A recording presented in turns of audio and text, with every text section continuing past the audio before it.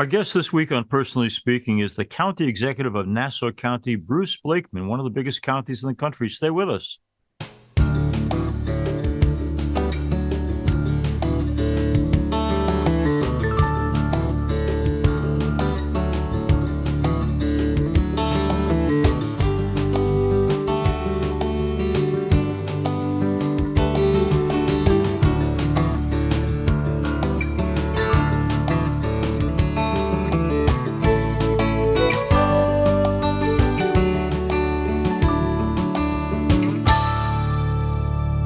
Hello and welcome to Personally Speaking. I'm your host, Msgr. Jim Lisante, and Bruce Blakeman joins me now. On November 2nd, 2021, Bruce was elected Nassau County Executive. He's a former Hempstead Town Councilman, presiding officer of the legislature, commissioner of the Port Authority of New York and New Jersey, and he's considered a major Republican leader in New York State. Politics is also in Bruce's family. His father, Robert, was a state assemblyman, and his brother, Brad, was on George W. Bush's White House staff. Bruce is married to Sigal Blakeman and is the father of his son Arlen and stepfather to Ariel and Avi. When Bruce was elected Nassau County Executive, he said two things were at the top of his agenda: fighting crime and lowering taxes. We're going to talk to him about his first year in office, about the issues and values that matter the most to him, about his spiritual background. Joining me now, I'm so pleased to welcome to Personally Speaking, Nassau County Executive Bruce Blakeman. We're here with Bruce Blakeman, County Executive of Nassau County, and for our friends on SiriusXM and people on YouTube, to give some idea of Nassau County. It's a suburb of New York City, but it's huge, so much so that while we have one County Executive, Bruce Blakeman, we are represented by Nassau County by three members of Congress. That's how big and overwhelming in some ways it is, and Bruce is making sense of the whole thing. Bruce, I want to start by actually not going with your present success as County Executive, but you're one of these guys who for many years has been in public life, and sometimes you've run and you've been victorious, and sometimes you've run and you haven't been. I'm wondering what kind of person it takes to be able to handle defeat and still come back. Because I'm thinking to myself, if I ran for office and didn't win, I think I'd go with Ed Koch's point of view. Remember, they used to say to him after he left the mayor's office, "You're going to run again?" He'd say, "No, you rejected me, and now you must be punished." But you didn't. You've come back time and time again. How do you handle not the victories like the one you had for county executive, but when it doesn't go your way, how do you handle that? Well, I subscribe to Theodore Roosevelt's dissertation where he spoke about the man in the arena and the fact that you have to be in the arena if you really want to experience what the battle's all about. And the battle for me is always good government and serving the people. And the fact that I was unsuccessful while personally being disappointed, I never looked back at it as something that was negative. And also, I realized too that in life, there are things that are out of your control. It's called timing, and also what might be in God's plan.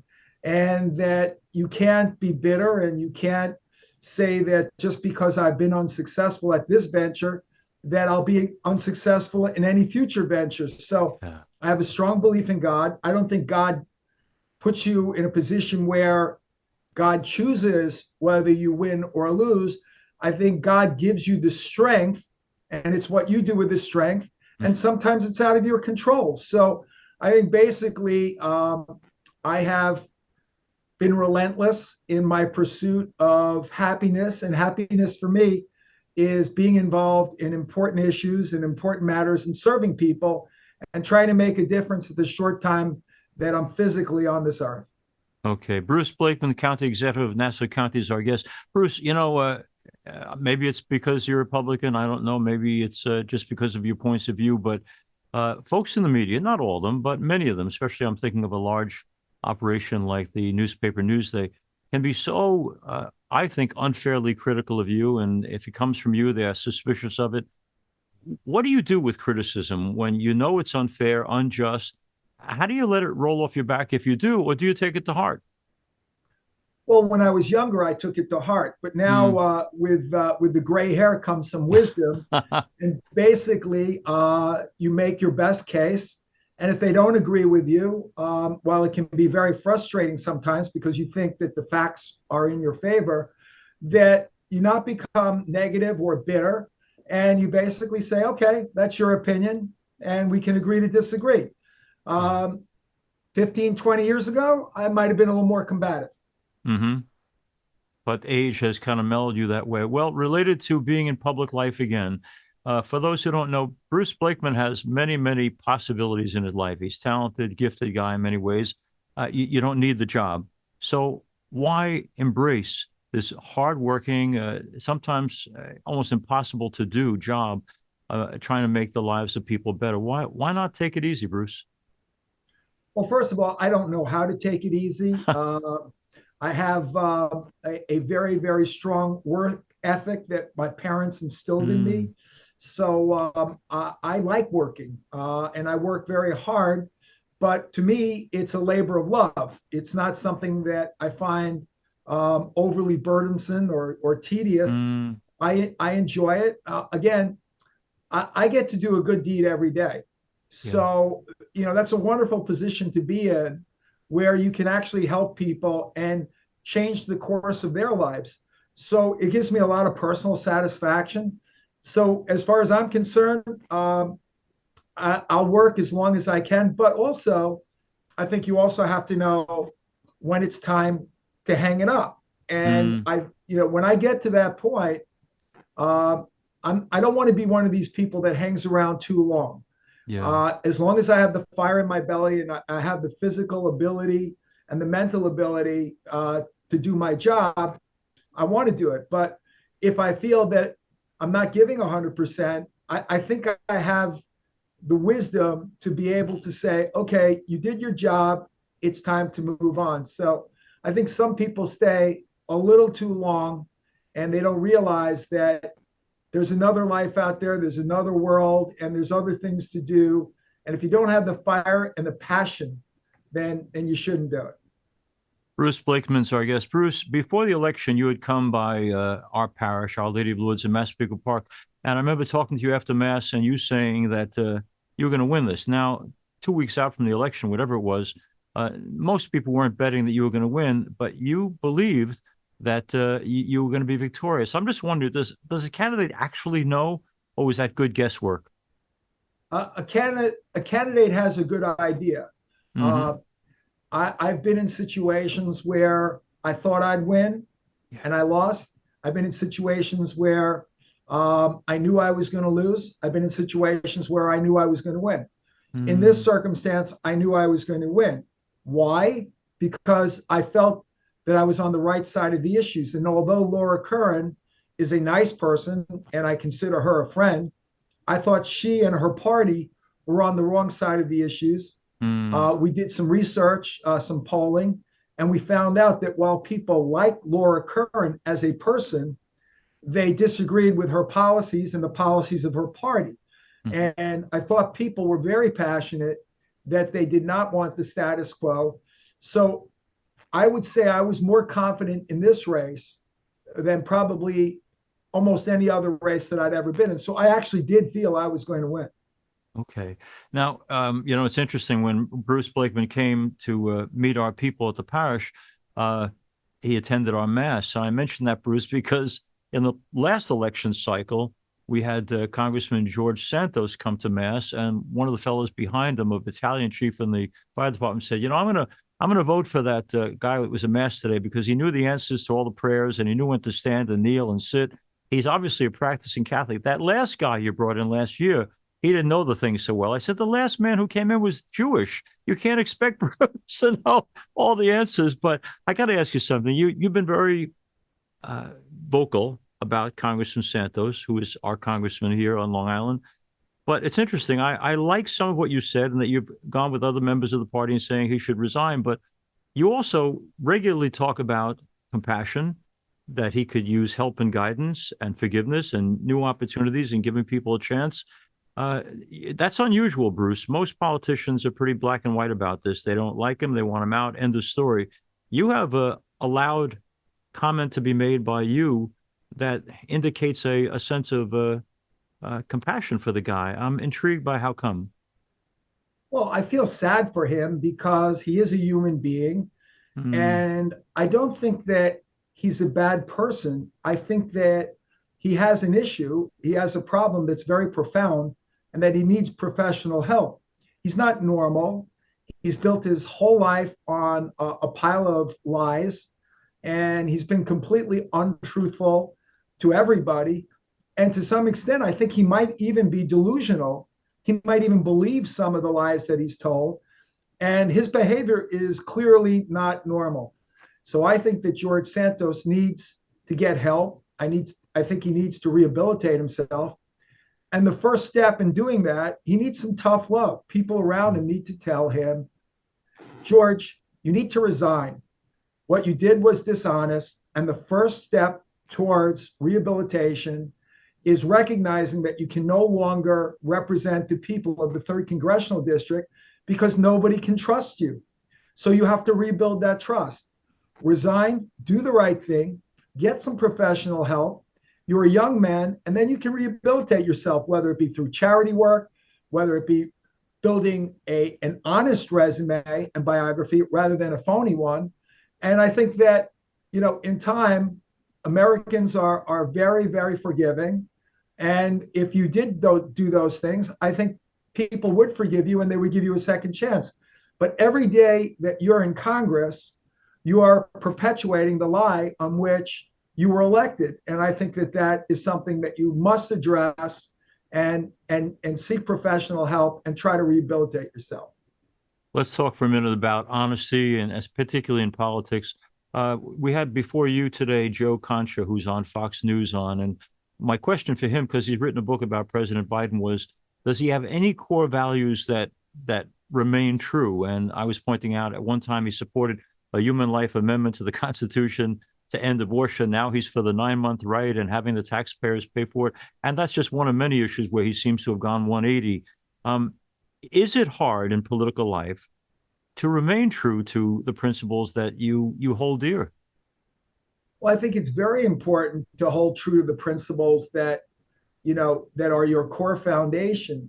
When you talk about abortion, for instance, my mother was an orphan, so personally, I am against abortion, but I have consistently said that for a certain period of time, I would be willing to say that it's a woman's right to choose. But I think now we've gone way past that to a circumstance where now we're legalizing murder. And, I think that the conversation has become so ugly as to people who would support abortion on demand at any stage of the pregnancy when the fetus is viable is, as Senator Daniel Patrick Moynihan said, a Democrat infanticide.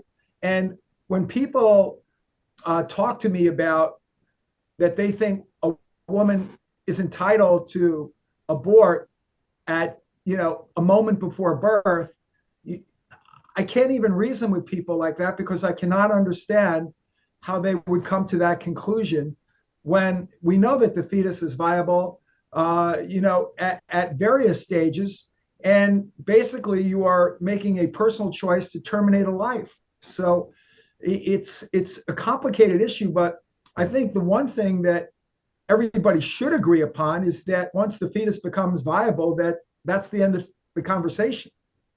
But they don't, as you know. Bruce Blakeman's our guest. Recently in the new House of Representatives, there was a resolution that if a baby survives an abortion, the doctor should do everything he can to save it. It's gotten out of the mother and it's now alive. And it was just so troubling to see that all the Republicans voted for that resolution and one Democrat from Texas. But I couldn't imagine how, especially in terms of my own co-religionists, that 68 Democratic Catholics could say, no, if it gets out of the womb, it survives an abortion, you should let it die. It just blows my mind, Bruce. We are at a crazy point on this issue. I understand people want access, especially early on, and I'm not sure that will ever not be available. But the idea that we could destroy or allow a child to die, even after it's been born, is as you say, a frightening reality. Okay, let's talk about family life a little bit. We talked before the show came on, you and I, about our old friend, Congressman Ray McGrath. And he has said to me what many other people have said in public life, that maybe Ed Koch had it right and that he was single throughout his time in public life, that to have a public career and at the same time try to be present to a family is a very tough thing. How do you juggle family life and at the same time be available to your people as the public servant that you are? Well, I think you have to set rules and boundaries. Mm. And my number one rule was that I was never going to not be at any parent teacher conference. Uh, That when my son played in athletic events, that I would be at those athletic events. yeah, yeah. That if there was something that was important, a health decision that had to be made with a doctor, that I would be present for that. And everything else was secondary to those considerations. And Yeah. also that with my wife, I would make an effort to spend time with her and do things that she wants to do that weren't political. But I think you can balance that. It is difficult. It's very difficult because the demands of public life are many. But I Mm. think you have to have some balance. I think it's good for the individual to have a family life and to be able to balance that family life with their public life. And you also have to have a very, very understanding spouse. My wife is very understanding of what I'm doing. She understands that I'm trying to help people spiritually. We are very compatible, and I think that she gives me a lot of independence. And also, my wife is a very smart, intelligent, independent woman. She's an attorney, and she's got her own pursuits and her own interests, and we support each other in those. So I think that's important. But you have to put your family first, and if you don't put your family first, I don't think you're being true to yourself. Yeah. Bruce Blakeman's our guest. As I mentioned earlier, he's the county executive of Nassau County, a suburb of New York City, a huge population. I mentioned this in terms of the population and about the job, I guess because I'm concerned about bringing people together, Bruce. And I want to say that I'm old enough, and you are too, that we would have remembered a time when a guy like Ronald Reagan would take 49 states in one election and be able to bring the country together, even though people were from different parties. We're now at this point where it always seems around America we're 50-50, and that's why elections are so often close. First of all, how did we get there? And how do we find our way back to being a country with the possibility of us actually agreeing with each other and working together? Well, I think the first thing you have to do is not make it personal, Mm-hmm. not name call. I think that you have to debate the important issues and have that debate in a spirit that you're trying to put forth something that is for the common good. So if you get too hung up on a position without seeing the other side's position, I think you're never going to come to an accommodation. There are times, obviously, where you have to put your foot down and say that as a matter of principle, I can't do this. But I think in most circumstances, the goal should be to try and find some common ground, a compromise, which has become a dirty word. And Mm-hmm. unfortunately, in both parties, but more so, I think, in the Democratic Party right now is being controlled by a very small group, but a very vocal group that is so far to the left. They're socialists, and some extent they could be communists. Um, they're anti-religion, they're anti-capitalism. They talk about freedom. They only talk about freedom when it's freedom for something they're interested in. Yeah. Otherwise, they want to curtail our freedoms. And I think that progressive wing of the party, of the Democratic Party, has been running their party for too long. I have a lot of common sense Democrats who are fed up. And I think that's why they're starting to lose elections in areas that they probably should have won because they've become too extreme.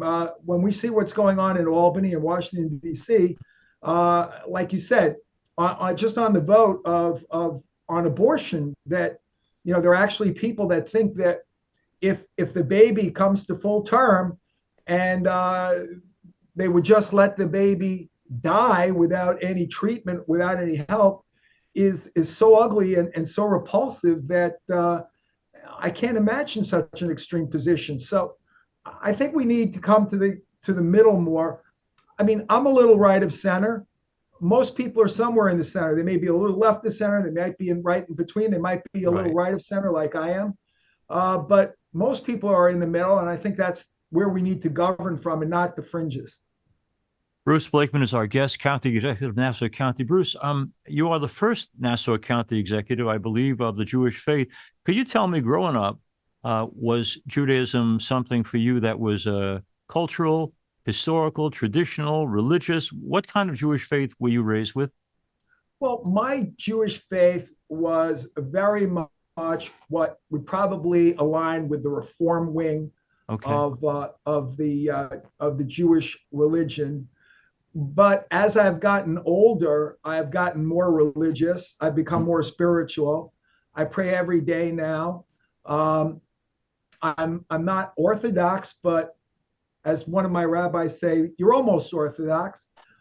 But I think that faith is very important. I think that um, religion has a role in society that's very important. I was very, very disturbed that during the coronavirus epidemic, that people could go shop in Costco, but they couldn't attend their church or synagogue. Yeah. I think it's very important. This country was founded on religious freedom. And quite frankly, I think there are those on the far left of the political spectrum that would like to eliminate religion. They would like government to take the place of religion. And I find that very troubling because I am someone of faith. I do believe in God. As Ed Koch said, when someone asked him, he said, well, you're Jewish. What do you think the difference between being Jewish and Christian is?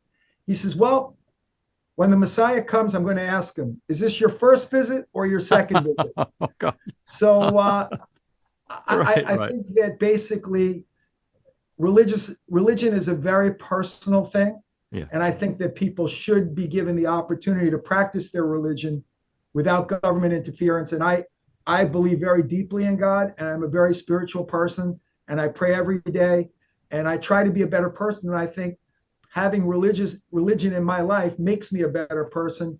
And I think as I've grown older, I've become more spiritual and more religious because I think it comes with wisdom. And the interesting thing is, I was at a table at a dinner party the other night, and of course, I had, your typical atheist who would tell me, show me the evidence that there's God. I said, well, it's all around you. Yeah. So the one thing that the atheist can't answer is, where's the beginning? Mm-hmm. They talk about the Big Bang Theory and everything else. Where's the beginning? Yeah. And I think people have a right not to believe in God, but I find it illogical that there isn't a God, because obviously when you look around you and you see this beautiful world that was created, only God could have created that, in my opinion. Bruce, you mentioned several times just in this interview about being conscious of the fact that we're one thing when we're younger, we're one thing when we're older. Aging, does aging bother, trouble, or challenge you at all? Well, when I look in the mirror, I don't necessarily like what I see compared to 30 years ago, because we all get older. But right. I think that there is a grace in getting older. Mm-hmm. And I think I've become a more graceful person because of my age and because of some of the wisdom that I've been able to get from people far smarter than me.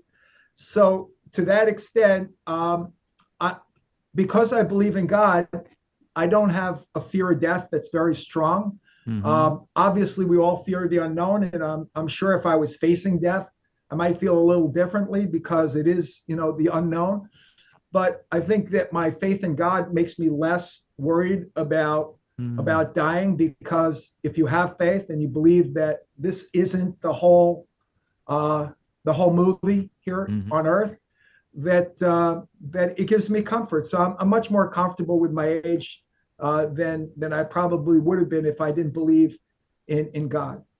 Bruce Blakeman is our guest, County Executive of Nassau County. Bruce, I promise I'll wrap it up soon, but I wanted to ask you we found out recently, it's been shared by Catholic churches throughout the country, that as a result of the Dobbs decision, there's a lot of anger toward pro-lifers, and particularly the Catholic Church for leading the charge for so many years. So we, so far in the past year, have had over 200 churches attacked or vandalized or firebombed. And it's mind-blowing to us that this is happening. But I mention that because my Jewish brothers and sisters have been facing a lot of this kind of garbage for a long time.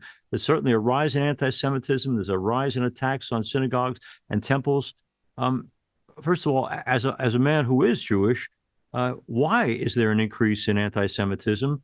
And why would anyone want to attack an institution that exists to bring people closer to God and to serve the public by acts of generosity, which is what most of all religions are about? Well, I think it's anti-American. I basically think that An attack on any religious institution is anti-American.